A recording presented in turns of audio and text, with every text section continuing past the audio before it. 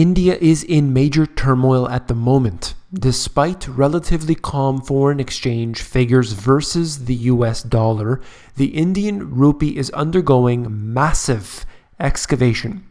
In an effort to prevent a black market in currency, the government has reeled in most of the currency in circulation. This failed policy has resulted in scenes similar to Northern Rock and other bank failures of the past. You came here for the truth, so let me unveil that for you. Today we will have our focus entirely on India. I have many subscribers from India. I want to say hello to each and every one of you. You have asked countless times for a video on India, so here it is.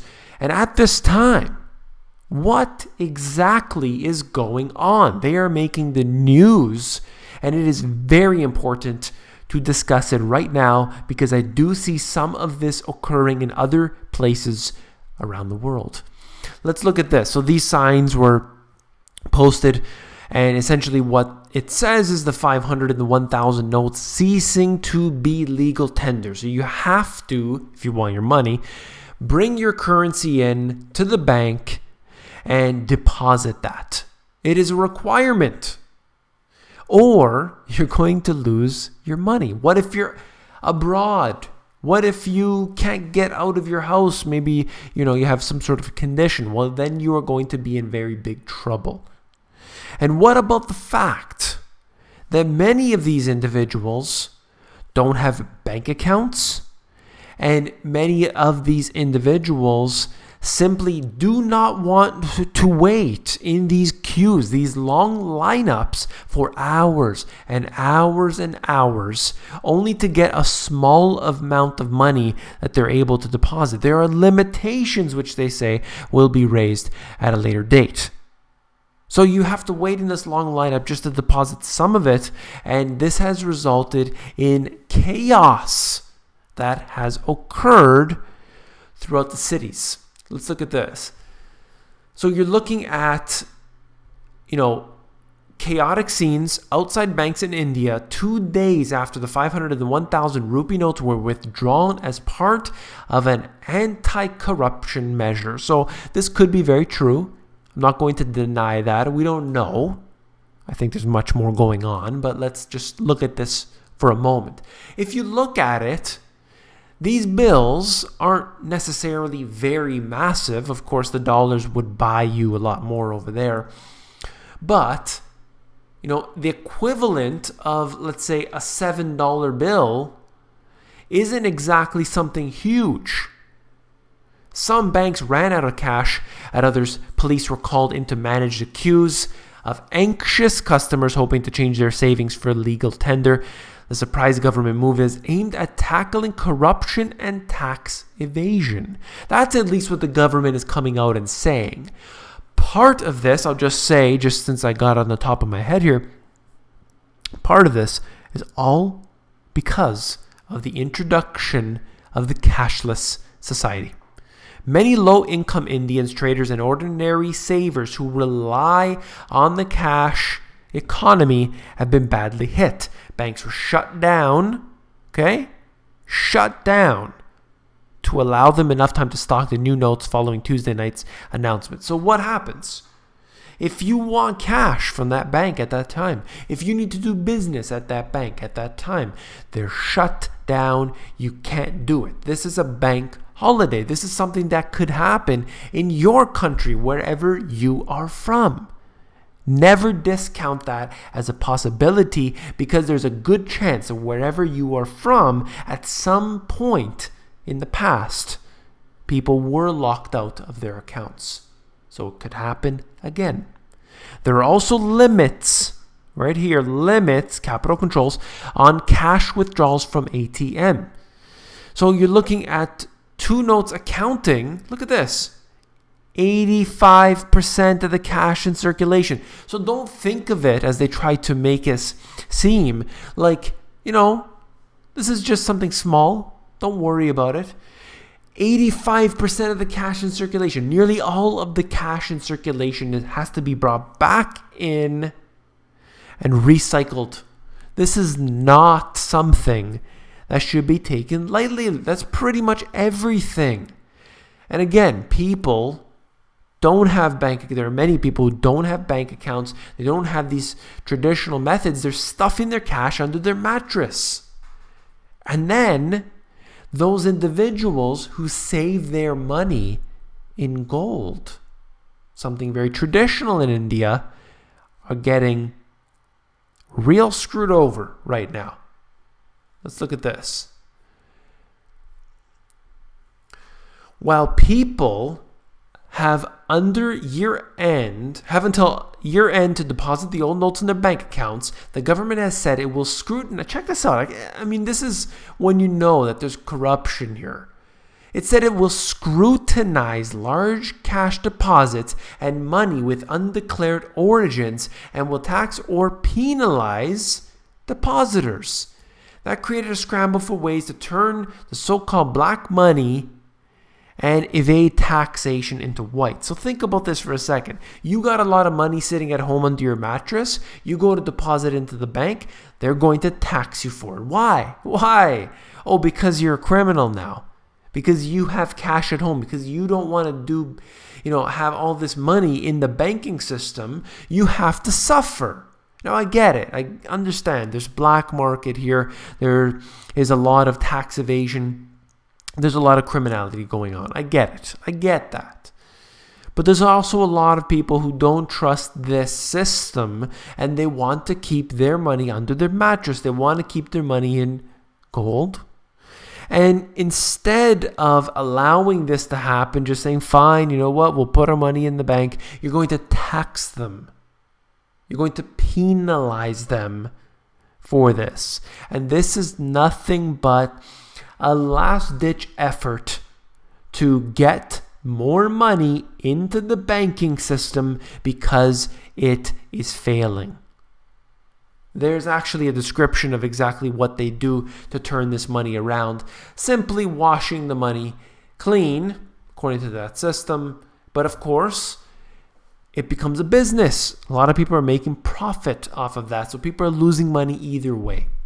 Indians have validated 82% of the banknotes rendered worthless by the Prime Minister, according to people with knowledge of the matter, undermining the government's estimate of unaccounted wealth in the economy. About $185 billion has been deposited into the bank accounts.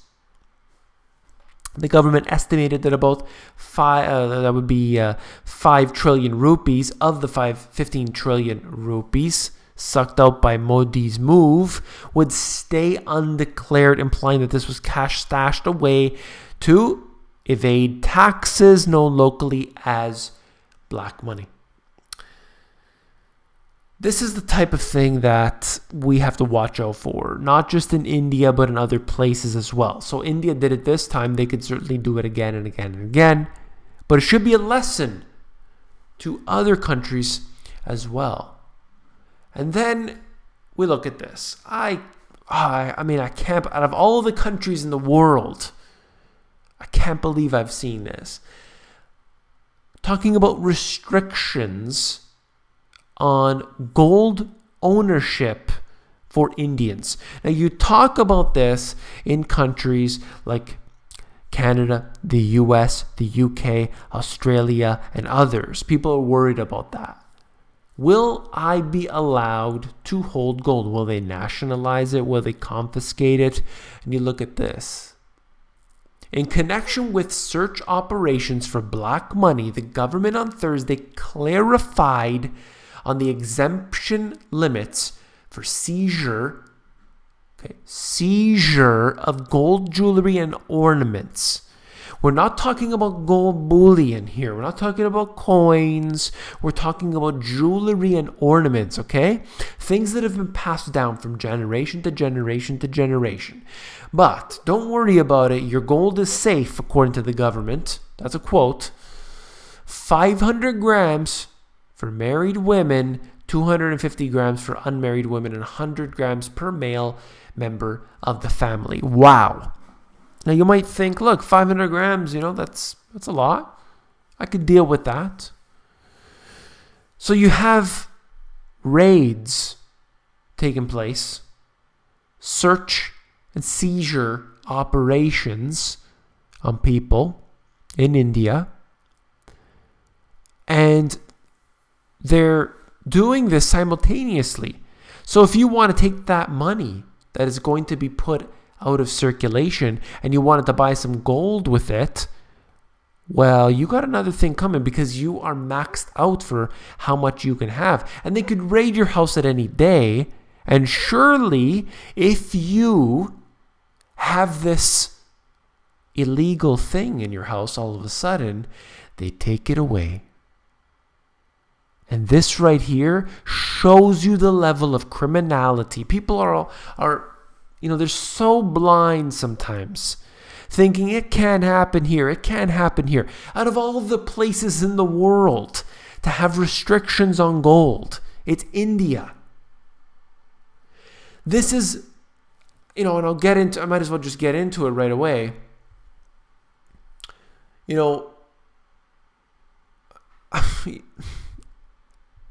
Let me just cover it right away. This whole article here, out of the Hindu, talks about the fact that, you can't do this. These are things that have been passed down from generation to generation. It's so ingrained in the society and the traditions in India to have gold as a storage of wealth.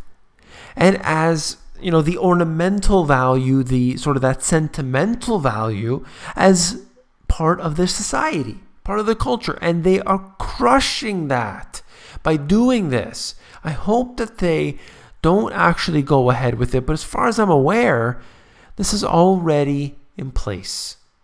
And that right there, just goes to show you people, they maybe from the US or the UK or whatever. And they're thinking, they're not going to do this to me. They're not. How can they do it? How? How can they actually manage it? Well, I assure you, wherever you're from, if the government wants to kick down your door, they're going to do that. They're already doing that for other cases. If they can search and find some valuables, I assure you they're going to do that. They're already on the side of the road, pulling people over, giving them tickets for things that are absolutely so silly, for parking an inch too far from the curb. They're willing to give you that ticket. You don't pay the ticket. You go to jail. Things like this, all of this.